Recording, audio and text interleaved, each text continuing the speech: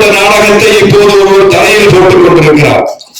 இதற்கு மத்தியில் ஒரு மிகப்பெரிய அணி, மக்களை காக்கிற அணி, தமிழ்நாட்டின் மானத்தை காக்கிற அணி, சுயமரியாதை உள்ள அணி, திராவிட முன்னேற்ற கழகம் தலைமையிலான மதசார்பற்ற முற்போக்கு கூட்டணி.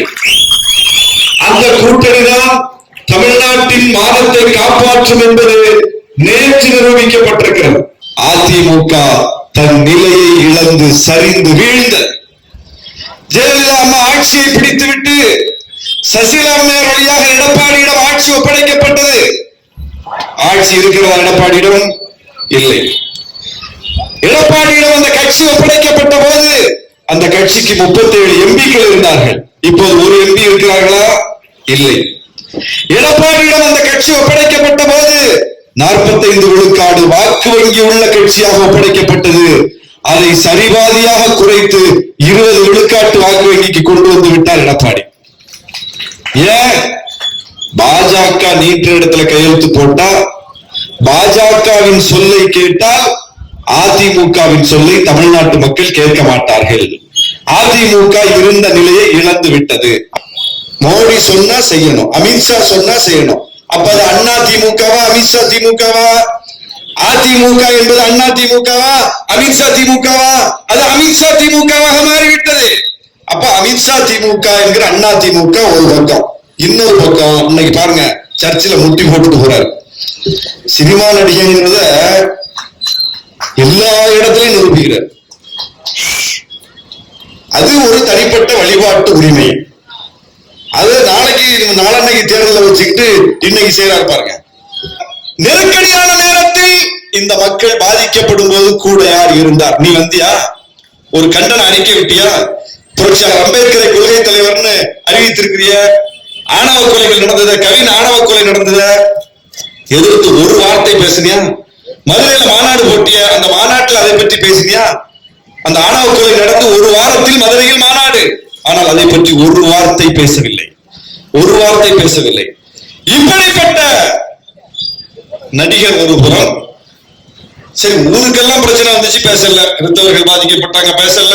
முஸ்லிம்கள் பாதிக்கப்பட்டாங்க, பேசல. பட்டியலின மக்கள் பாதிக்கப்பட்டாங்க, பேசல. ஒன்றிய பாஜக அரசு பட்ஜெட்ல தமிழ்நாட்டை வஞ்சித்து, தமிழ்நாட்டுக்கு திட்டங்கள் தர மறுத்து, தமிழ்நாட்டுக்கான நிதியை தர மறுத்து, தமிழ்நாட்டை மோசமாக நடத்தக்கூடிய ஒரு பட்ஜெட்டை போடுது. அதை எதிர்த்து ஒரு வார்த்தை பேசல. தமிழ்நாடு பாதிக்கப்பட்டாலும் பேச மாட்டேன், எந்த மக்கள் பாதிக்கப்பட்டாலும் பேச மாட்டேன். சரி, ஓகே. அந்த ஆளுக்கே பாதிப்பு வந்துச்சு பிஜேபியால. அவரு நடிச்சு பல நூறு கோடி மதிப்புல செலவுல எடுக்கப்பட்ட படத்தை காரணமே இல்லாம சென்சார் போர்டு இழுத்தடிச்சு அந்த படமே இன்னைக்கு வேற மாதிரிதான் வெளியாகக்கூடிய ஒரு சூழ்நிலை ஆகி போச்சு. அது பெரிய நட்டத்தை கொடுத்து விட்டது. அந்த படம் முடக்கப்பட்டு விட்டது. ஆனா முதலமைச்சர் அறிக்கை விடுறாரு, விடுதலை சிறுத்தைகள் கண்டிக்கிறோம், ராகுல் காந்தி கண்டிக்கிறாரு, விஜயை தவிர எல்லாரும் கண்டிச்சிட்டாங்க.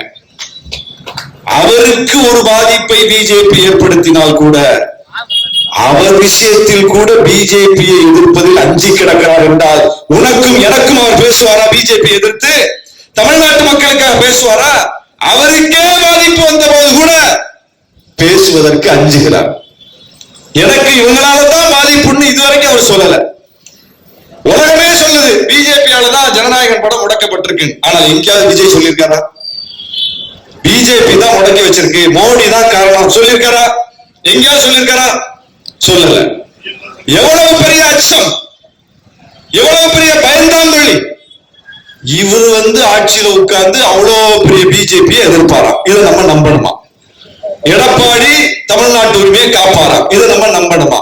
அப்ப எடப்பாடி ஒரு பக்கம், விஜய் ஒரு பக்கம், நம் பக்கம் இருக்கிறவர் யார்? இதுல தமிழ்நாட்டை வழிநடத்தக்கூடிய தளபதி மு.க. ஸ்டாலின் அவர்கள்.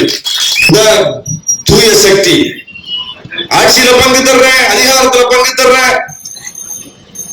சரிப்பா, எங்களுக்கு நீ பங்கு தர்ற, நாங்க வரவேற்கிறோம்.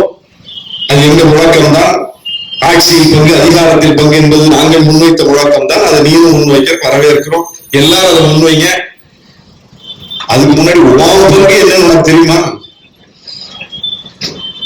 நம்ம ஒருத்தர் பங்கு தரோம் அப்படின்னு சொன்னா திருப்பி அவன் நம்மள்ட்ட கேட்பான்ல, உன் பங்கு என்னப்பா, உன் பங்கே என்னன்னு உனக்கு தெரியாது.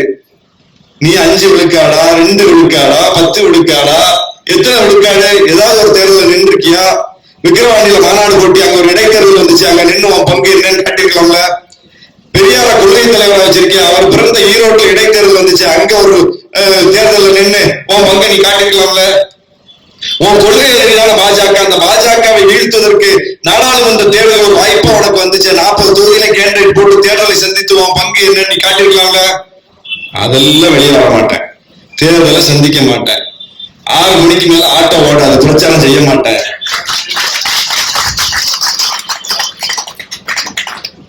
வாரத்துல ஒரு நாள் தான் வெளியே வருவேன். இது மக்கள் பணியா? இது மக்கள் பணியா? மக்கள் பணினா என்னன்னு தெரியுமா?